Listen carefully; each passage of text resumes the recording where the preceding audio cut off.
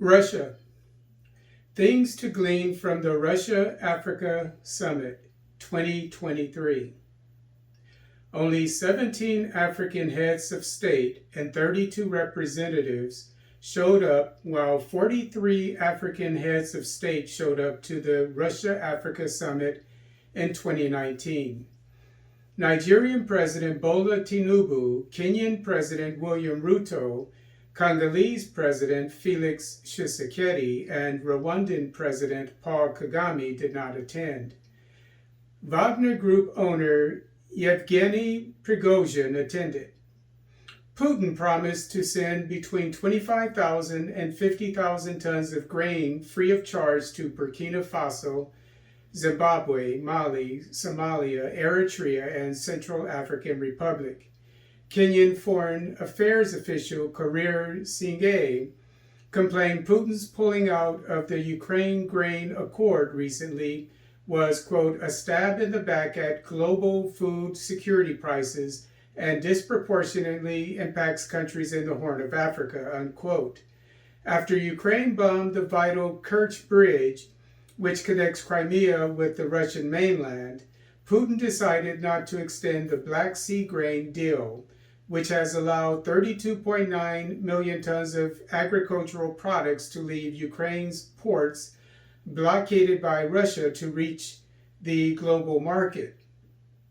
Kenya is currently experiencing violent demonstrations against the growing cost of living. The African Development Bank maintains that the price of food in Africa has risen because of world grain shortages caused by the Ukraine war. During a meeting on the sidelines with Ugandan President Yoweri Museveni, Putin promised to deliver to Uganda a cutting-edge mobile laboratory that can test 3,500 dangerous infections daily. Museveni asked Putin to help Uganda build oil refineries, explore for petroleum, and maybe help to build its pipeline that will transport oil not only from Uganda, but also from South Sudan, the Republic of Congo, and the DRC. Museveni thanked Putin for agreeing to help Uganda build a nuclear power plant. He also asked Putin to help Uganda manufacture electric vehicle batteries for the electric vehicles it already manufactures. Museveni asked Putin to help Uganda build a satellite for security and agricultural purposes. Last, Museveni wants Russia to invest in Uganda's pharmaceutical industry. During a meeting on the sidelines with Zimbabwean President Emmerson Mnangagwa, Mnangagwa thanked Putin for Russian Alrosa diamond mining company helping Zimbabwe's diamond industry to develop. Mnangagwa also thanked Putin for Russia giving Zimbabwe 18 helicopters for medical use and air policing.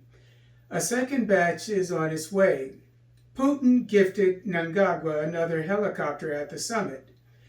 Mnangagwa invited Russian companies to invest in Zimbabwe's agricultural industry, lithium mining, energy industry, and infrastructure. Mnangagwa mentioned how Zimbabwe and Russia have signed agreements about mining, science, technology, tourism, agriculture, defense, and security, and that he would like the two nations to finalize the agreements. Finally, Mnangagwa thanked Putin for Russia helping Zimbabwe design, manufacture, and test the ZimSat-2 satellite.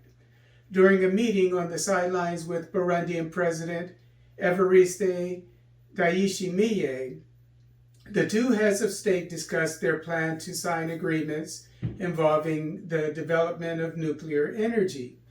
Ndayishimiye also expressed his gratitude for Russia establishing the Russian-Burundian Research Center for Contagious Diseases. A mobile express diagnostics laboratory is in production and will be finished in early 2024. During a meeting on the sidelines with Mozambican President Filipe Nyusi, Cooperation in defense and education was discussed. Mozambique and Russia signed agreements on intellectual property, geological projects, fishing, and innovation.